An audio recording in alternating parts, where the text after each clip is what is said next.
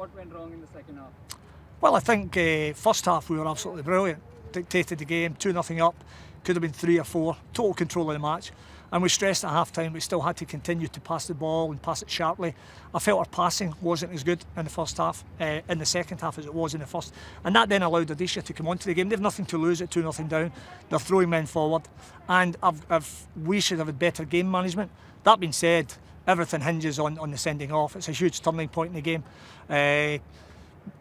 Was he outside the box? I'm led to believe he possibly was. But then is that a red card? I think a yellow would have sufficed, as it did in the first half when the boys stopped for our penalty, stopped the ball in the line with his hand, but he's given a yellow card and then we've given a red for something outside the box. So that was hard to take. But even that being said, even with 10 men at 2-0, we should still have been in a position to see the game out. So that's a disappointment. Twofold. One, we didn't pass the ball well enough in the second half. That's something we need to work on and get better at, because if we replicate our first half performance, there's no doubt we can stand toe to toe with the best teams in the league. So that's what we have to focus on now.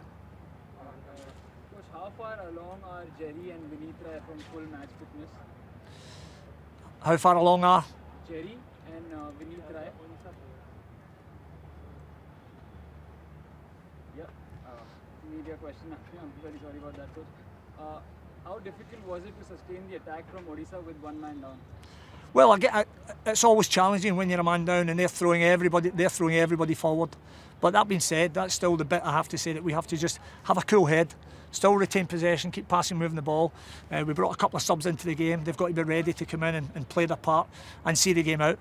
As it was, I mean, the one that led to 2-1 was obviously a very scrappy goal, but we've still got to clear our box. We don't, we get punished, and then listen, the boy scores an unbelievable wonder strike, which can happen, but we have to affect that better by not giving the first goal away, that then allows more pressure to come on you.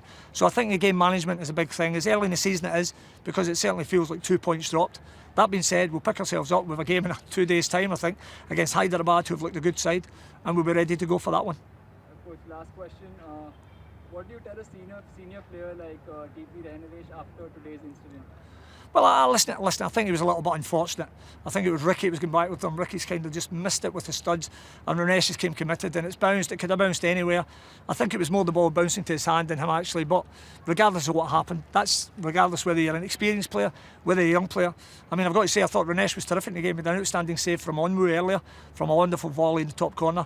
So we won't be too harsh on him. Ultimately, you know, it's we've been punished severely for going down to 10 men. But even then, we still in a position to win the game. That's what we have to do better. So it's not about individuals making mistakes. We're very much all in this together, and that's the way we'll move forward.